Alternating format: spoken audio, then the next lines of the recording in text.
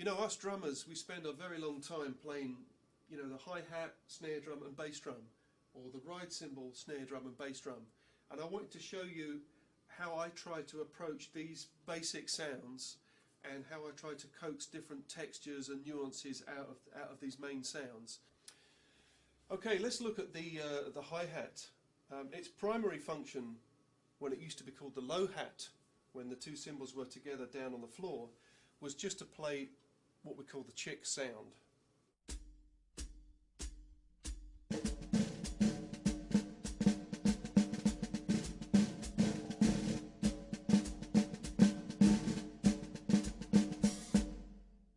Now, it later became obviously the hi-hat when it was put on a stand and brought much higher, and that meant that you could play it with a stick.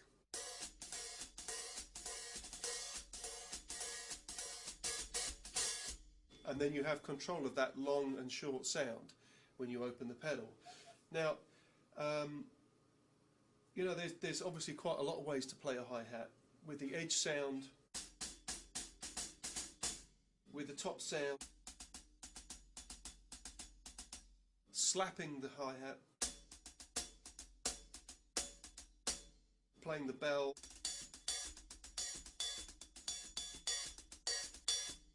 And the amount of pressure that you put on the pedal can make an effect of the amount of aggression you're putting into something.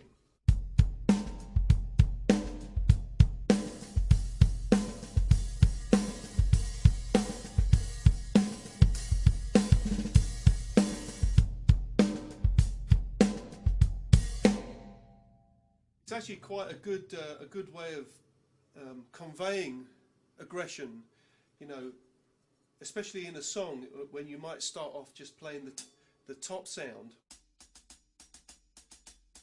then later you might start playing the edge and building, you know, opening the hi-hat into certain sections.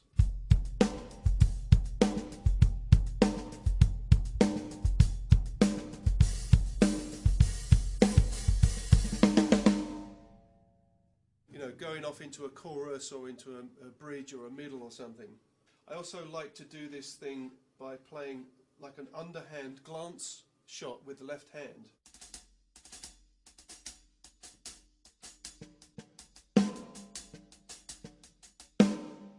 I usually do it as a triplet.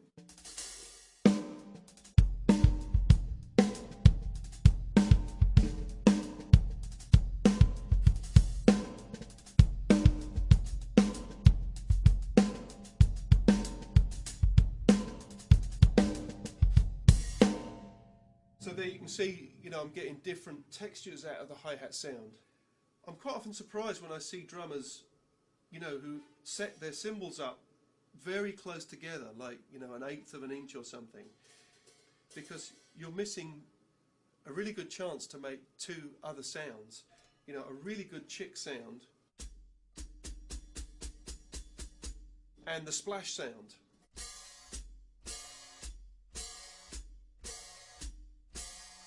Both of which, you know, you need a good, what was that, probably, you know, that's maybe 2 inches, the gap in there.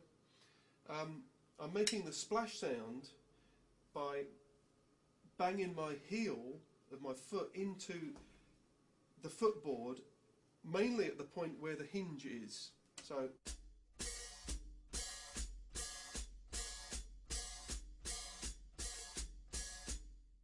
there's some of the songs on this record. There's a song called Break, and there's another song called Faith, where I use the left foot a lot in those tracks. You know, I've been using it inside patterns.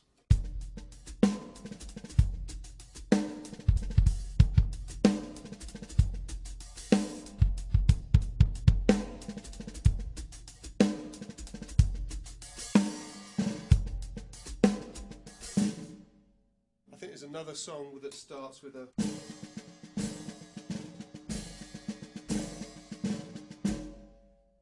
And it's something I've been working on a lot in the last few years, is incorporating the left foot inside the patterns, because it's almost like having a third hand, you know.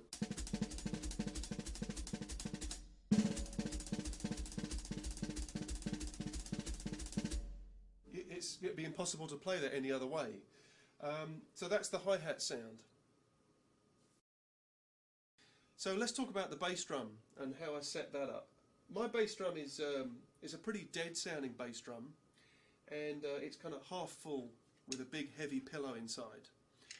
Recently I've actually velcroed in a piece of wood about 1 inch inside the front head, so that the pillow isn't actually touching the front head, and the front head is vibrating freely. And I've got another couple of mic tricks that I'll show you later going on at the front of the bass drum. I play, heel up all the time with both pedals.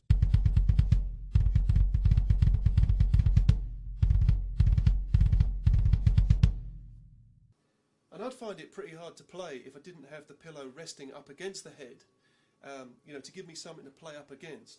I tend to let the beater come off the head, even if I rest it just, 1 inch away. I don't bury the beater into the head. You'll see that's a different kind of sound. For me, it's a different kind of balance because I'm putting a lot of weight on the beater to leave it on the head. I'm sitting fairly low. I'm 6'2". I'm sitting fairly low, and I like to sit really low behind the kit. It kind of makes me feel like I'm kind of inside the drums rather than on top of the drums. I mean, there is no right or wrong with this. It's just your personal preference and how you want to make a sound, with your bass drum.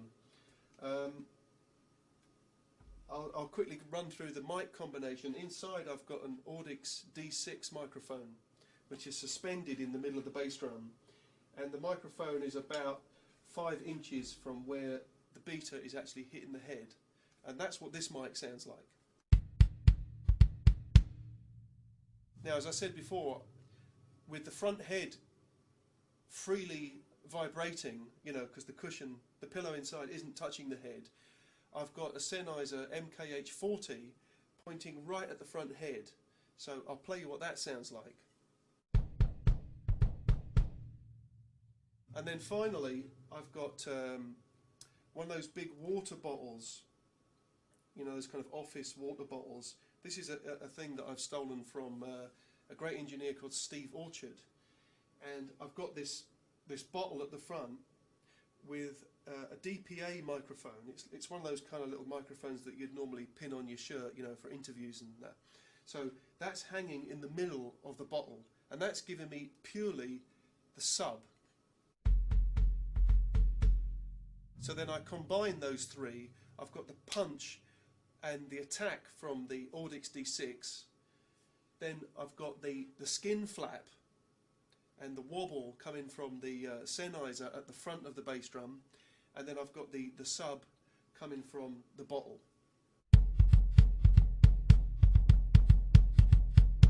The confusing thing with bass drum sounds is that you can make a great bass drum sound, but mixing it is another story. You can have a great big fat huge bass drum sound, and then you put it into a track and bring in all the other instruments, and it just disappears. I've had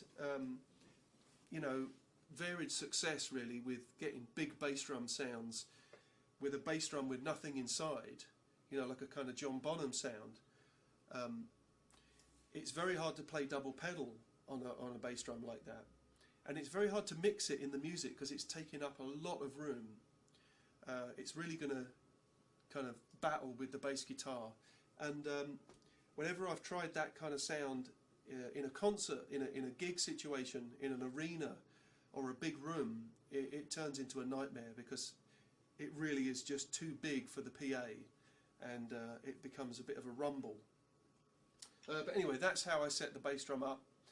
I mean, there is no right or wrong, it's just my preference, and it suits the way that I play.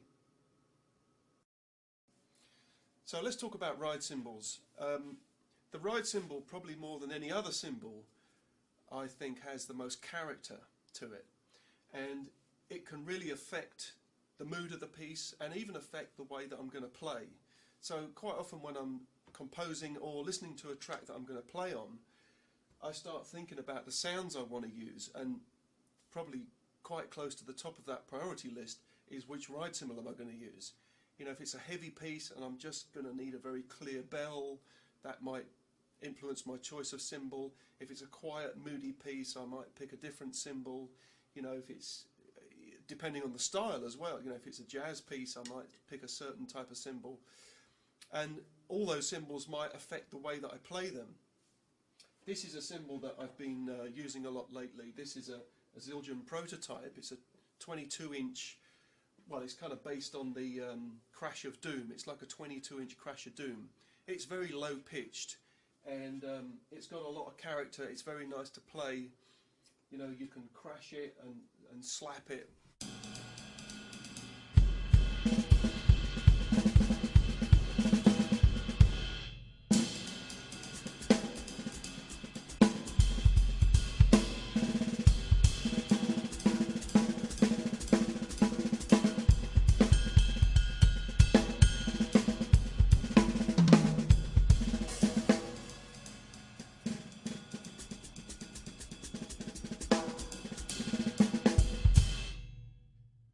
I really enjoy playing this cymbal, and I used it quite a lot on this project of these two albums. I'm going to quickly show you some of the other cymbals that I used. This next one is a cymbal I used a lot on these records. This is a 1940s Avedis Zildjian. It's a 20-inch ride, and I was lucky enough to get it from my late drum teacher, Joe Hodson.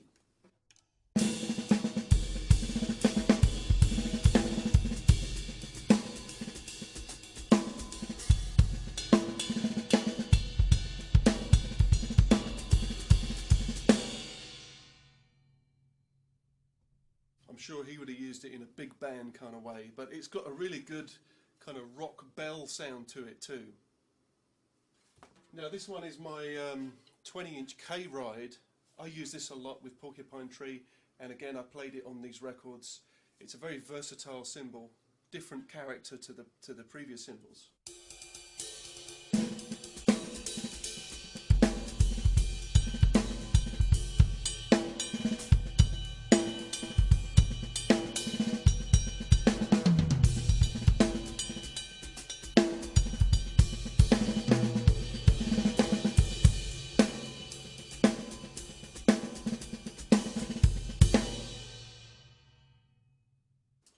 Now this one is a K custom dry ride, a 20-inch cymbal, and I use it on the track called Goodbye, which is the last track on the album Circles. And of course it's got very, very pronounced stick definition to it.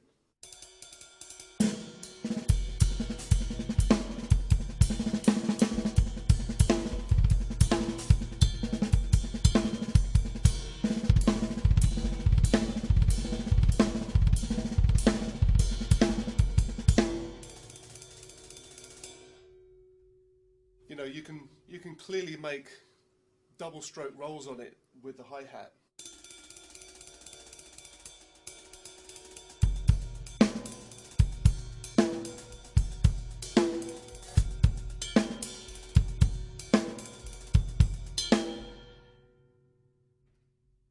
And it's got quite an incredibly piercing bell sound to it. So that's just a little bit of the flavour of the ride cymbals that I used on this record. Okay, let's look at the snare drum. This particular one is a 12x5. You know, I really like very articulate snare drums. I wind on the snare wires quite tightly because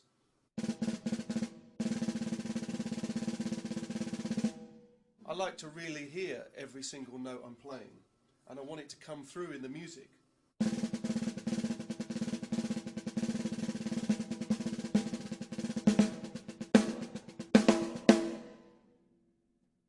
You know, as you probably will see on this video, I play match grip most of the time, but occasionally I switch to traditional grip because, you know, there's some things you can do with traditional grip, especially in the kind of ghost note department.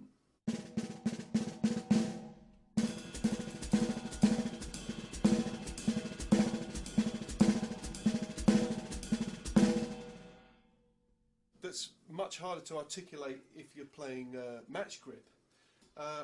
But it's no problem for me to just kind of quickly switch from one to another. I'm really not hung up on the idea.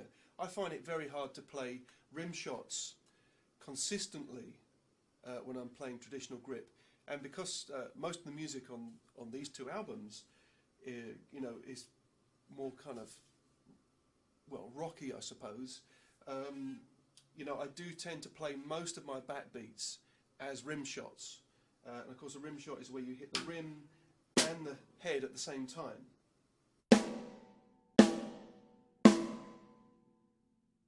And that's probably the loudest and hardest sound you can make on a snare drum. So I like to go from the extremes of having very sharp, attacking rim shots as backbeats, and, you know, working on the ghost notes in between.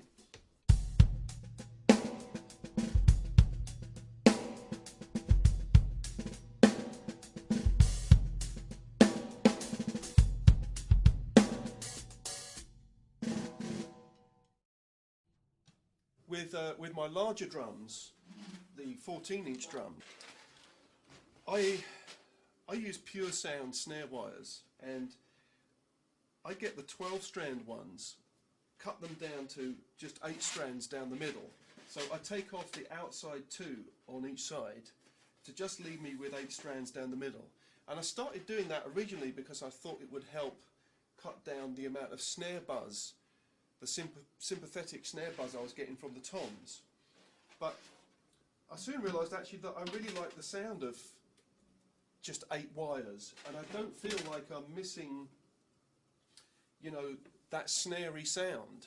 You know, I've got a mic on the bottom of the snare. If I really want a lot more kind of white noise snare sound, I can use more of the underside mic. But, you know, when I've found in my experience, when I've got 24, 36, 42 strand snares, it's really kind of interfering with the sound of the drum. You know, it's a lot of space on the bottom head.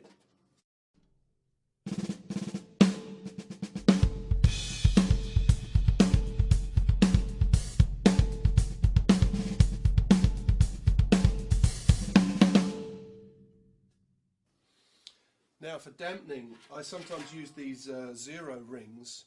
I've actually made a whole load of these things out of old, just cut up out of old drum skins. Some of them are for the tom-toms if I ever need them, and sometimes I stack 2 or 3 on top of each other if I want quite a muted sound.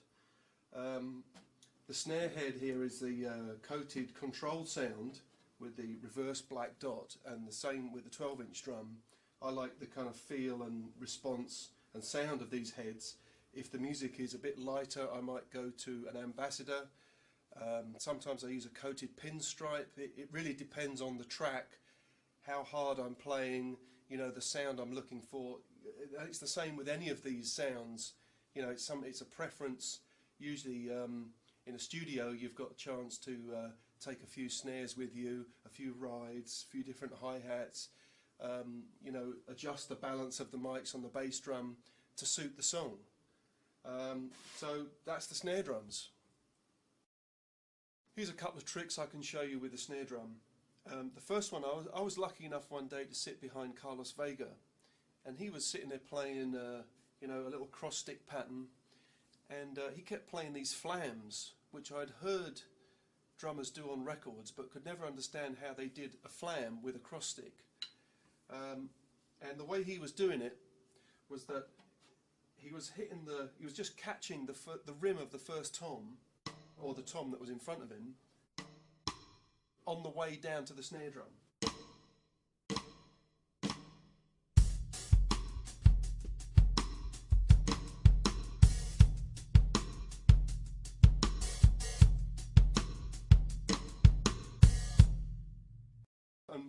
Whilst you've got your hand on the snare drum, you're in a very good position to play the snare drum with your fingers.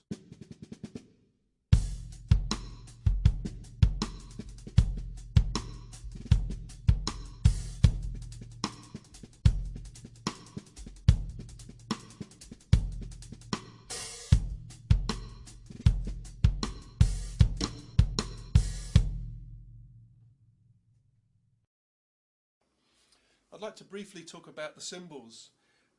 You know, I've got quite a large setup of cymbals here, and you know, sometimes I think of them in different groupings, on a sort of scale of, you know, traditional sounds to exotic sounds. I've got you know, the traditional sounds that, you know, most drum kits have had for a long time: the hi-hats, the ride cymbal, and these regular crashes.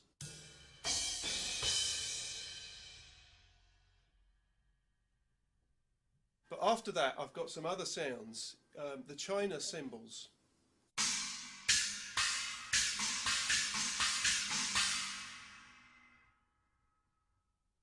You know, that's been part of a drummer's sound for quite a few years too. And more recently, I've got the bell sounds. Now these bells, I've been asked many times about these bells. They started life as cymbals that I'd had in the 80s that I'd broken, Zildjian cymbals that I'd had and just split and left in the garage. They're all of the medium cup, and the medium cup, I believe, are the cymbals that are between 13 and 17 inches. Anyway, I had a load of them lying around, and I got curious about cutting some of them down. So I've made 5 of them, and the largest one is about 7 inches, going up to the smallest one, which is about 4 inches.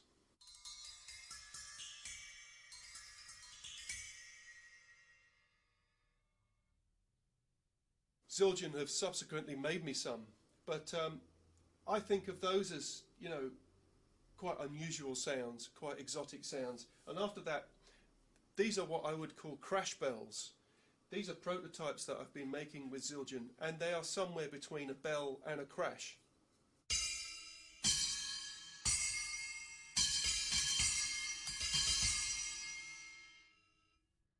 You know, you can crash them, and they're quite fast, like a splash. And of course you can actually play them on top like a bell.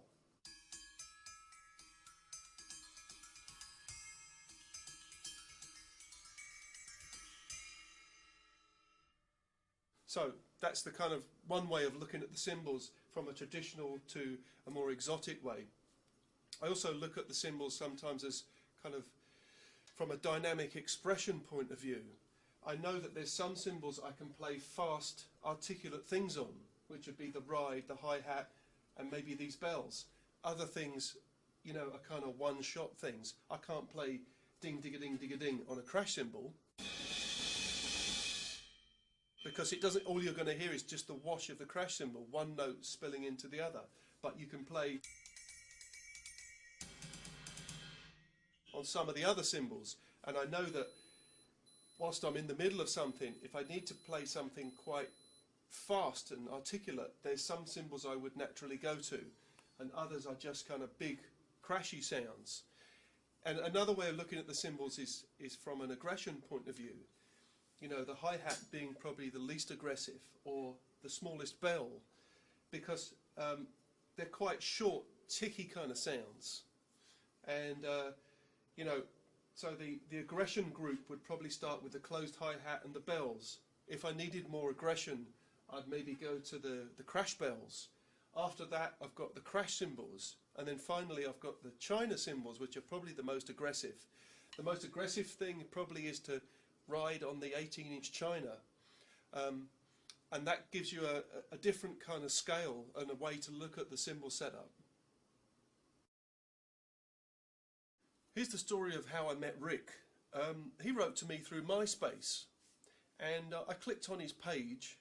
When I got to his page, it was like there was 2 things playing at once, and I thought it was kind of 2 different players had automatically started to play, and I could hear, you know, 2 drum sets, 2 whole bands playing at the same time, but it actually sounded really good. I thought, this is either an incredible accident or something really good is going on here. And of course it wasn't two different players playing at the same time. It was in fact Rick's first track on his MySpace player at that time.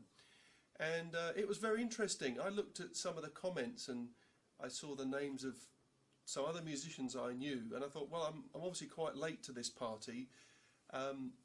I should listen to the rest of this guy's songs. He's very interesting. So I wrote to Rick and said, I like what the kind of things you're doing. And he said, well, funny enough, I've just found out that the band you play with, Porcupine Tree, are playing in my hometown of Cambridge in a few days' time, and I was wondering if I could come along and meet you. So I met him after the show at a Porcupine Tree gig, and we chatted and discussed the idea of maybe doing some sort of, you know, collaboration together.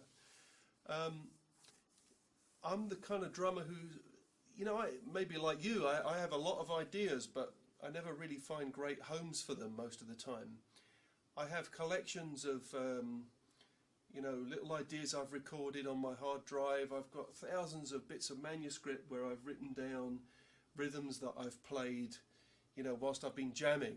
And I'm very grateful to the fact that for the fact that I learnt to read and write when I was young, because it certainly has helped me understand a lot more. You know, when I'm just kind of improvising at home and I start to play something that I like, I obviously want to record it in some way. And if I haven't got the studio set up, and I haven't got microphones set up, and I haven't got, you know, a quick way to go into record, I would just get a pencil and some manuscript and, you know, literally write down every single note that I played. And, you know, when I come back to that a few months later, I can make good sense of it. So anyway, I had a lot of these little bits. I play a little bit of bass guitar, I play a little bit of guitar, pretty badly I must say. I can even play a little bit of keyboards, but usually I write, I mean I play the bass and guitar just to write to the rhythms that I've come up with, to give a songwriter some ideas of you know, where I'm going with it. So I said to Rick, look, I've got lots of little kind of rhythmic ideas and riffs and bass lines and things that I've never found a home for. And he said, that's perfect, that's exactly what I'm looking for to start, you know, the songwriting process. I said, well, this is going to be a good collaboration then, because you know, you'll be the ideal man if you can make songs out of these little sections. So quite often I would send Rick, it was very much a kind of internet relationship. You know, I live in London and he lives in Cambridge, and we would email each other little, you know, sometimes just 8-bar sections.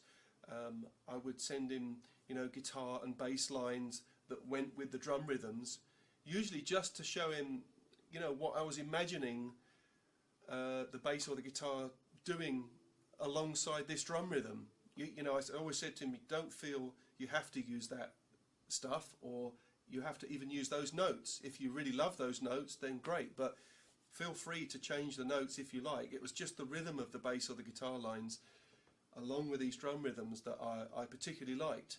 And so we started writing backwards and forwards, and we nearly finished Drop, the first album, before ever meeting again. You know, we met that one time after the Porcupine Tree concert, and then we met right at the end when we were mixing and mastering, and that's how it went along. You know, obviously we were on the phone quite a lot and a lot of emails, but it very much developed, you know, in my studio here and in Rick's studio up in Cambridge.